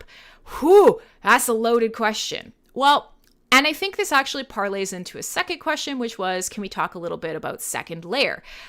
So given that those are kind of related questions, we do have already one sort of facet of second layer applications working right now, which is Hive Engine. But there are lots of people in the ecosystem, lots of different groups who want to explore other forms of second layer applications and different sort of tool sets. So, Disregard Fiat's here in the chat. He's working on one. I know Blocktrades, this is something that your team is looking at. So this is kind of a crazy question because we have Howo here who's working on sort of core code options. Who wants to try and tackle this? Talking a little bit about SMTs and second layer. Well, we were going to talk about modular hive mind anyway, so maybe we could start with that. And yes, I think that's probably a good option. Sorry, Martin. Well, it leads into this question somewhat too, from my point of view. Mm-hmm. So, essentially, you said a lot of people have been asking what modular hive mind is. And yes. Yeah, I try to explain this in every post at the top. I have a little section there, but I know application framework might sound like a weird word to people, but essentially, what an application framework is, it's like a set of code that you use to build an application. So a starting point, so if you will, to when you start an application. Mm-hmm. So Modular Hive is an application framework for Hive applications. So if you want to make any Hive app, you don't have to use an application framework to build it. You can just build it straight from scratch yourself. But if you would like to start with some useful things already created for you that you are likely to need to use when building an application, you could start with an application framework. And that's what Modular Hive Mind is. It's a starting point for someone to develop applications that talk to the Hive network. And so in terms of the things it brings to the table for someone creating an application in Hive, one of the most important things it brings is the ability to deal with forks. Mm-hmm. So, and forks are just might as well go back to the basics. When you're having blocks, new data transactions are happening on the network. Sometimes there's a disagreement between nodes about what's happened, and that's called a fork. Right. So there's two different blocks, and one side of the network goes one way, and another side of the network goes another way. And so they say different things happened. Now there's fork resolution code inside the blockchain nodes that figures out which is the correct fork and gets itself back on track. And pretty much all blockchain software has this forking resolution logic in it. In Hive's case, a fork can't even last very long because we have this concept of last irreversible block, which is if the nodes disagree for too many blocks, then they'll just totally separate, and the ones that aren't on the minority fork will just die. So the majority fork, after a last irreversible block on the network, you can guarantee that those transactions have definitely happened, and there's no way that they can be reversed.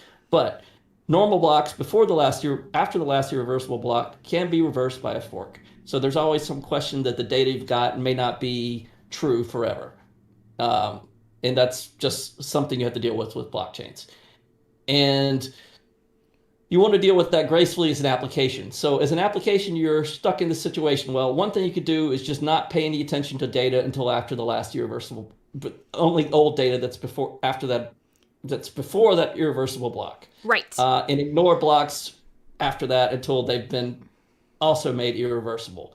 But there's a big downside to that, which is that you now can't, somebody does something and you would like to respond to it right away, but now you're waiting until it's irreversible before you'll recognize it. So most apps do not function that way. They take blocks and say, okay, this block has just been created. I'm going to use this data and recognize it, even though it could be in theory reversed. And occasionally it does happen, the data gets reversed.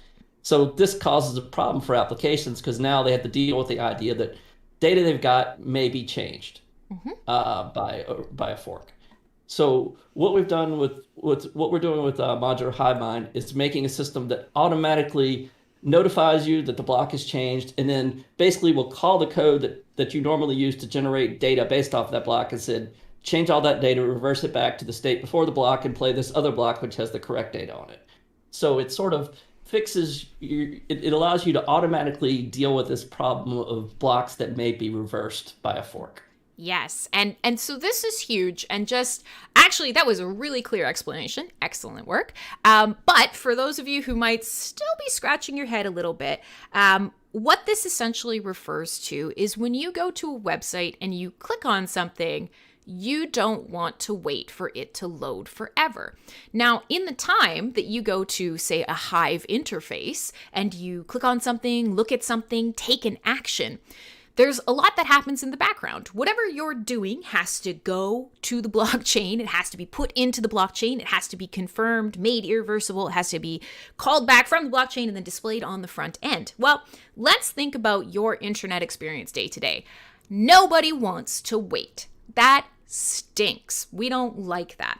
So an app developer, especially if they're coming to Hive, they are used to what feels like very quick back and forth because that's what a good user experience entails. The problem is blockchains aren't quite as lightning fast. Not because they're not capable, but because that's part of the security that a blockchain offers. So like Dan was talking about, if a little mini fork happens for a second and, you're, for whatever reason, the info you get is from that, you may end up rejoining the main chain. But that little dipsy doodle you took might actually mess up what you serve to your front end. This is a very valuable option because if you're coming here and you don't necessarily either know how to deal with this when you're building something, or you are focused on user experience, this makes that so much easier. You don't have to be spending the time to try and devise wacky ways to try and alleviate this potential thing that happens day to day. We don't ever notice it because overall we're zoomed out 2 minutes tops and are seeing the bigger picture. But these are possibilities that can really impact user experience. So this is really cool. And there's one of these things that we've kind of always said, and it is a huge selling point for Hive, is if you want to build something on the blockchain, you set up your own node, you configure it the way you want, you grab what you need, and then you build. It's functional. But how to configure that node and sort of the help that we give people who are trying to understand how to build an application on Hive, up to this point, is improving, but it could get better yet. So I don't know if you want to touch a little bit, Dan, on some of the basic changes to how much easier it's going to be to run both a Hive Mind node and a Hive D node. Yeah, so I mean, so the handling forks is certainly one of the critical things that Modular Hive does, but it's certainly by no means the only reason for it. Mm-hmm. The other aspect we're trying to do is we wanted to give some apps developers a way to build apps that are very scalable, that can handle lots of customers potentially, right. And so it's not only a matter of being very responsive, which is what the fork resolution helps with, but also being able to serve up a bunch of customers. And we wanted this all to be in languages that they're already very accustomed to. We don't want them to have to come to Hive and learn yet another programming language just to interact with Hive, right. Which is typically the experience you have with most blockchains, and a lot of quirks involved in all that. So really what Modular Hive Mind will do is take what is probably the most standard programming languages in database environments that this is what a programmer would normally be very comfortable with, and he doesn't have to know anything about blockchains. He should be able to come in and write his application understanding little to nothing about how the blockchain works. Yes. That's really what we're going for. And not having to learn a specialized language along the way, which is just a nightmare.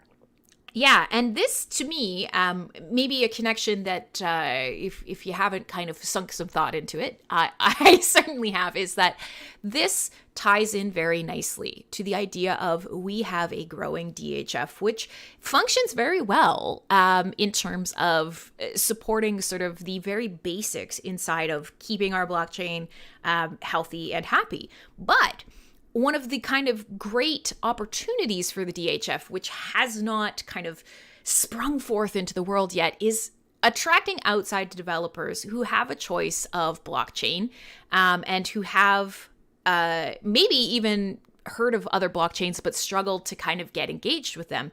Well, all of a sudden we have sort of this opportunity to say, well, you can learn blockchain on the fly with the code that you already know. You can deploy instantly and easily for less resources.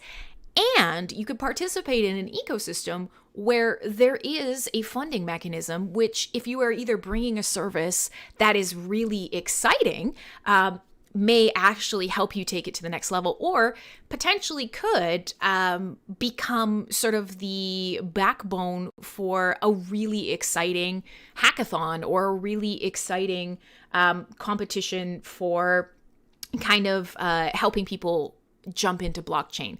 Because up to this point, I know that the DHF can be a bit contentious because a lot of what we have stems from the fact that our community is incredibly solid, incredibly tight, and smaller than we'd like. Everybody kind of right now votes for people they know or that they feel have proved themselves inside the community. And for me personally, one thing that I would like to see is very small experimental proposals made by people who are entering the ecosystem. So, we have to kind of encourage people not to necessarily ask for full project amounts, but to kind of throw their hat in the ring with a great proof of concept and a small ask to get them excited and rolling and known inside the ecosystem. So for me, modular hive mind becomes a piece of this bigger puzzle, which is, why would somebody come and build on Hive? Because fast and feeless and social features built in hasn't been quite enough for us to build a strong message on. Part of that is because we haven't really focused up until this last little bit on taking that outwards. But having actual code bases that are easy to deploy is really going to matter. So that's exciting. Autocrats asking a question, which is, will Beam still work after Hardfork 25? I missed if that was mentioned.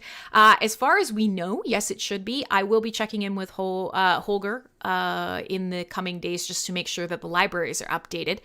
This is a very good question because you guys had mentioned at the start of this that there are still some libraries that need to be updated. Do we know, do we need people either testing libraries, or do we need maintainers or anybody to jump in and help with some of the libraries that we have now for Hardfork 25? Certainly maintainers. Yeah, go ahead. You can do it. Fine. Okay, fine. So for the initial questions, that's actually something that's interesting to tell is usually hard forks don't break backward compatibility for most of the stuff that already exists, unless it's changed. So Beam will still work as it is. And fun fact, we actually used Beam to test the hard fork throughout the development. Although if you've been listening to the core development meeting, it has changed very recently, the way we test, which library we use. But yes, Beam is compatible. We just need to support the new operations, which should be pretty straightforward to do. Regarding do we need maintainers? Yes, please do come in. Please do come in and help us. Well, basically we need two people. We need the people who are the maintainers to update their libraries, because as co-authors may not have the time to go through everything at once. And two are, again, the app developers to use the libraries and tell us if they see anything wrong. Yeah, Perfect. That's pretty much about it. Yeah, and so this is kind of one thing that often I get asked, is that I don't know how to code for a blockchain. So many of the people who come to this show, who are moving around in our ecosystem, who are thinking about kind of moving out of just the end user space and maybe into the dev space, is not the jump directly to core code. But there's this really cool middle space that we forget about, and that is these language libraries that, interact, you use the API to interact with, and I don't want to explain all the middle parts, but for many of you, Hive might have been your first reason to look at learning a little bit of JavaScript so you could create a front end, or maybe a bit of PHP, or maybe I wanted to learn Node so I could create a Discord bot. So many of you might not think of yourselves as devs, and you definitely don't think of yourselves as blockchain developers. But if you're interested, if this is something that you are kind of learning, or your exposure to crypto or to Hive is kind of, Yes, thank you, Howo.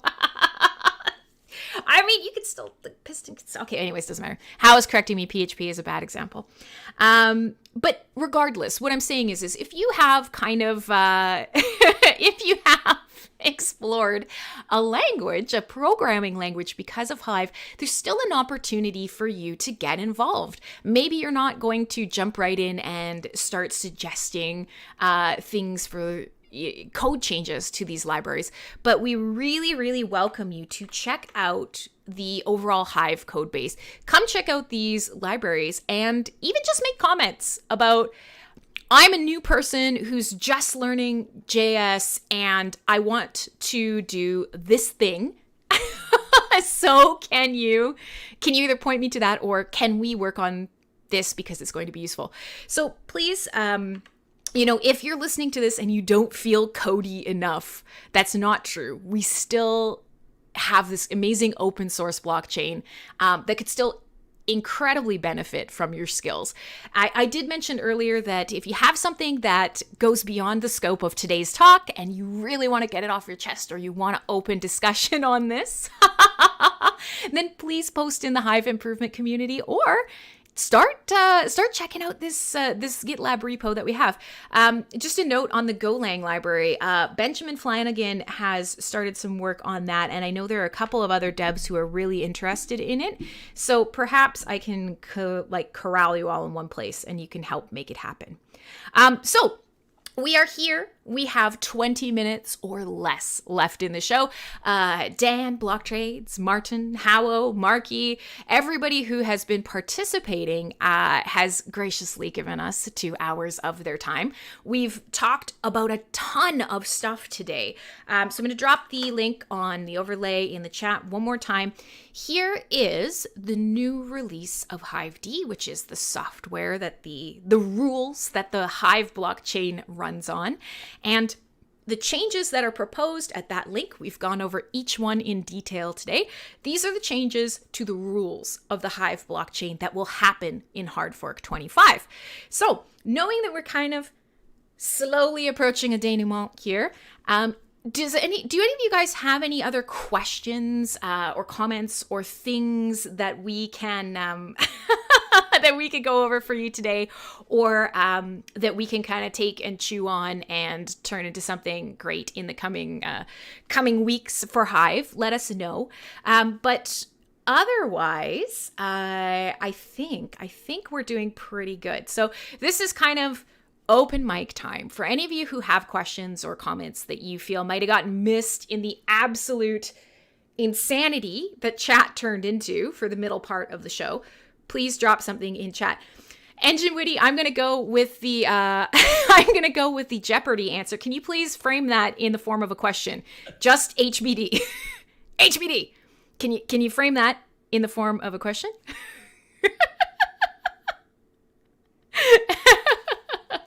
And then, interest. Yes. Okay. This is a great question. You're right. I did see this and I was a jerk and I lost it. I'm the worst host. Blame it on me, not the gentleman here. So the interest on HBD, when HBD now, of course, we mentioned interest will be earned on HBD in savings. What does the interest, like what's happening with that? So interest is something that witnesses can set as a parameter now.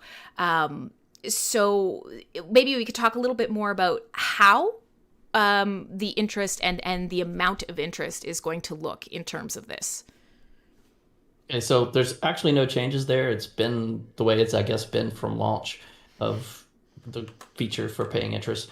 Witnesses essentially vote for how much interest they want to pay. Right. And it's basically a median of those votes that basically sets how much interest is paid. So for a long time, none of the witnesses were setting an interest rate, so they set it to 0. And then recently there's been a change to sort of test it out with a 3% interest rate. And there's an idea that a bunch of witnesses have been discussing, which is to increase that interest rate after the hard fork. But as to what, there's been a huge amount of discussion. I don't think anyone's firmed up. I've heard ideas from 10% to as high as 20% kicked around as potential interest rates. Yeah, and of course the thing about that becomes, do we? Yeah, Acid, of course, with the instant online. It's over 9,000. I wish, man. But there's been a lot of talk about this, and this is probably going to kind of run off into its own discussion as we get out of the testing period and as we get a successful hard fork deployment. Is what do we want the sort of economics of Hive to look like, and how can we sort of take some of the broader important movements in the crypto ecosystem, which in this case, let's be very honest, this roll around is, of course, DeFi, decentralized finance. So, earning interest is important. People are in a world where fiat is being inflated out under them, and there really isn't any sort of ledger data to help them understand why that's happening or how it's being distributed, which, of course, blockchain is a fabulous answer to, and crypto is a fabulous answer to. And so this aspect of the cryptosphere is taking off. And so, of course, here we are. We have a feature set that is very complementary. So I suspect after the end of June, this is going to be a discussion that becomes very important. But of course, with a rising interest rate on, say, your HBD, that may come with some other sort of tokenomics questions. So before we get too far into that particular discussion of what number when, we will say that, yeah, this is something that is going to be a new space for the community, and how consensus is reached on what that number looks like is probably going to be a really interesting, exciting new phase for the Hive blockchain. But as Dan was saying, yeah, it's actually already functioning. That's why you're getting interest now. But of course, it's going to become interest held on HBD in your savings account. That'll be the big change that we want to underline from here. So let's moon percent. I love it. That's exactly what we're looking for. Okay, so I feel like, fingers crossed, we have answered so many questions today. If there's anybody else who wants to throw one in, or any of the other fabulous devs or witnesses or people who have helped contribute to the Hive ecosystem who want to jump in and say anything or kind of address anything, now's the time, or you will have to forever hold your peace. But since we're here and it's kind of unofficial, maybe this might be a good time while people are kind of rolling together their last questions. Maybe this is a good time for at least the gentlemen I have who have so graciously deigned to join me in here to talk a little bit about their post-Hardfork 25 personal roadmap.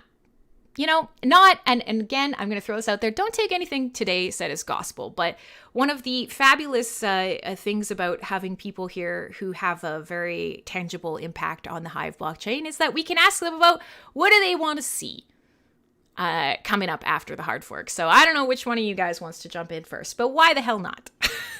I'll let Howo go first. Dan says that because he knows he'll speak for like 45 minutes. Well, here's the deal. That's not the case this time. Here's the deal. Ain't nobody here but us chickens. This is not an official Hive, chat. I will probably clip some of these fabulous sound clips together, and we will use them for, explainers for Hive. But given that we have literally like 12 minutes or less, trust that I absolutely will interrupt you if you start getting really verbose. Yeah, okay. It's going to be pretty concise. So my short-term roadmap will be RC legations, which will happen in a soft fork. So that means it will happen after Hardfork 25, but before Hardfork 26. Then I'll probably start working on communities because there is a lot of new features that I want to implement into it. Namely, it's basically a continuation of recurrent transfers, where you could have paid communities where you can only participate in that community if you have a recurrent transfer that is active into that.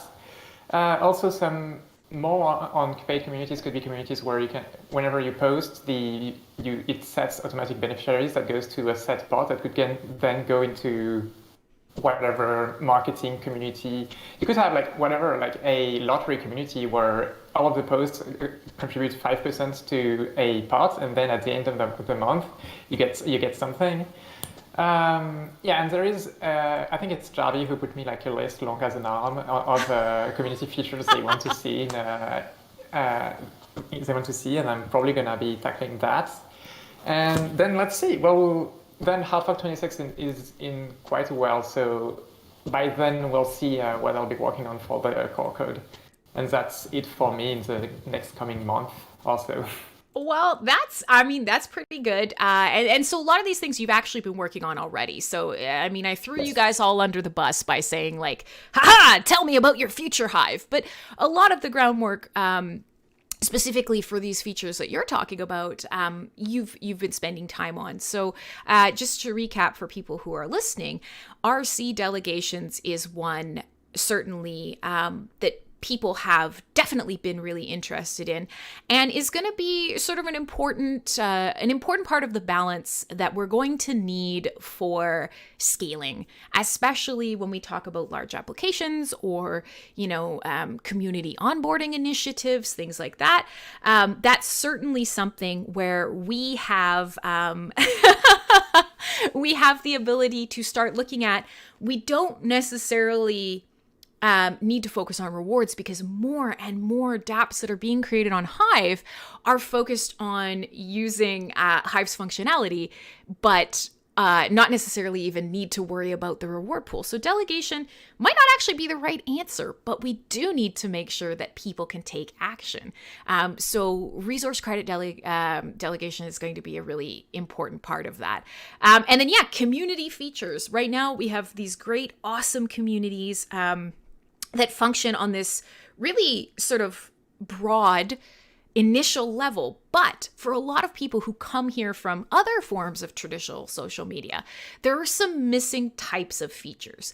And kind of really playing with that and adding a little more flexibility to everyone's tool set to help them experience the type of social experience that they would get in traditional social media, which is not so good for them. And bringing that over here and adapting it for decentralized social media is a very exciting thing as well. So it sounds like if there are people who have ideas around this, that coming in, checking out your posts or contacting you might be a good fit. Yes, maybe? I don't want to say, hey, everybody, quick, contact Howo. To be fair, anyone could be a good fit. That's something we've been talking about with Blocktrades, is that we need to get a contribution guide in place at one point, and contribution guidelines on what the current core dev expect of like a new merge request in terms of tests, in terms of like code quality and stuff like this. But yeah, do come in. Anyone is free to come on and contribute as long as it's productive. And we don't come in expecting us to teach you how to code. It's more of a come in and contribute, pretty much. Yeah, absolutely. And this is important. And I know I keep saying it, not everybody has to be a coder. But of course, there are also a lot of coders in our ecosystem who maybe don't understand how to work in a collaborative blockchain environment. Like here we are, giant open source project. It's blockchain, but it's also, dApp adjacent. It's, front end adjacent. It's back end data management. There's a lot of aspects to this. And so as a coder, seeing an open repo and seeing an open source project, how that first step is quite scary. So in this case, these are some things that I'm hoping that I can be helpful with too. And a lot of that is developing documents, not just to understand, Hive's core code or Hive's library code, but how to actually kind of approach the coding process and how to get your feet wet. So, all right. Yeah. So I guess Marky and Dan, we still got time. I would love to hear a little bit of your sort of forward-thinking Hive aspects, with the caveat that please keep it around 3 minutes each. Okay, you want to go first, Marky? Or is he here? Oh, okay. He says I can. Okay, 3 minutes. That's going to be really tough. Okay. Just, you know what I mean? Hit those the mic I'll drop try. core features. Okay, so I mean, probably the thing that's actually going on now that will continue to go on after the hard fork, I guess most immediately is modular hive mind work, and not only modular hive mind itself, but we're also going to build some applications based on it as sort of sample applications and actual, probably real applications as well. That also leads into one of the most interesting we're talking about building, which is a smart contract system on top of the modular hive mind. So it's post hard fork, but it's pre hard fork too. It's just continuing work. We've been working on this for a while. The other things, if you're just talking about Hive D code, I do have some ideas for things I want to do there. These are kind of esoteric things, though. Maybe they're not the most exciting to people, but I've looked at ways we might be able to reverse the time to the last irreversible block, dealing with fork resolution better, possibly speeding up the peer-to-peer network, which is currently 3 seconds per block. I also want to do a review of the resource credit cost mechanism to see if we can generate something a little less arbitrary as far as the cost of the system. This could have real impacts to people because, for instance, it might be cheaper to comment than to make a post, for instance, which I think it reasonably should be. Yeah. So a lot of things like that. So that's what I can probably do in 3 minutes. I think that's it's a good overview. And then of course, Marky, you're here, you're on stage. You're gonna take us out today. You were really helpful in kind of helping people understand the rewards and curation aspect of things. And for a lot of people that come and either rewatch this stream or were here today, that was the aspect for them that they really wanted to understand. And I always think of you as not just a great coder, but as somebody who has a really great handle on A, what users are experiencing, and B, what a curating whale is experiencing. So you've got a couple different views from, say, somebody even like me, who these days I don't get around on chain with the community as much as I'd like to. So what about you, my man? What exactly is the question? I missed that part of it. Sorry. We're coming to the end of the show. Post hard fork 25. What does your Hive look like? What do you want to see? What do you? Okay. Or maybe even hackathon. Maybe. I'm gonna keep what I pushing. would really like to see is smart contracts. That to me is a big thing. I think that's what differentiates our ability to be the next God Unchained or CryptoKitties or any of those things. I think that's the key thing. I do love to see maybe reducing the block time to 2 seconds, maybe even 1 second. I think that'll help with a lot of the interactivity because we have a lot of apps that are interactive and that causes a lot of delays. The hackathon, I would like to see the hackathon 2 start up and do that for STEM Geeks.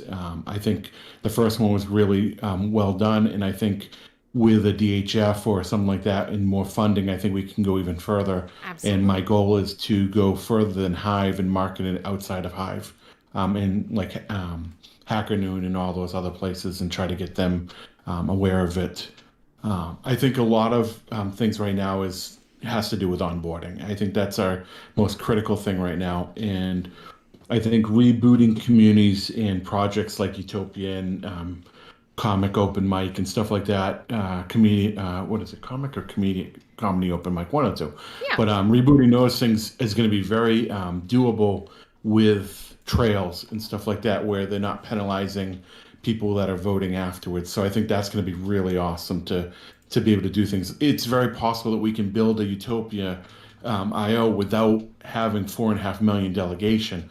I mean, for example, if we have a front-running voter, Blocktrades can vote on stuff that's worthwhile and not have to worry about losing most of the curation because some person sniped it. One of the things that was happening with Utopia IO is people were sniping the comments. They were paying the moderators with comments, and then people would go in front and snipe it. So this is going to change a lot of things, and I think it's going to open a door to a lot of things that people weren't really thinking about when they thought about these changes. So that's kind of cool. Yeah, and you know what? So there you go. What a kind of perfect note to end on. I got about a minute left, my dears. So I'm probably gonna take over and blabber till the end of time. But what it basically sounds like to me is, thank you. You guys were awesome today. We kind of threw this together by the seat of our pants, but I feel like it was a really useful chat, and it really let you guys kind of talk a little bit with the community and help explain some stuff. But one thing that I can say, just listening to all three of you, is that these visions and these things that you're working on, they're really, they're synergistic. You know, the things that Marky wants to see and the things that Howo is working on and the things that Blocktrades team is putting together all support each other, all supports the Hive ecosystem, and a lot of what people want to develop and are, you know, in dire need of is going to be supported by this. So with the last little bit of time I have left, my name is Crimson Clad. Thanks for coming hang out today. Please let me know if you have any more questions or comments. I will pass them on. This recording will be up afterwards, but for now we're all done. So if you're in chat, give everybody a hand and I'll see you next week.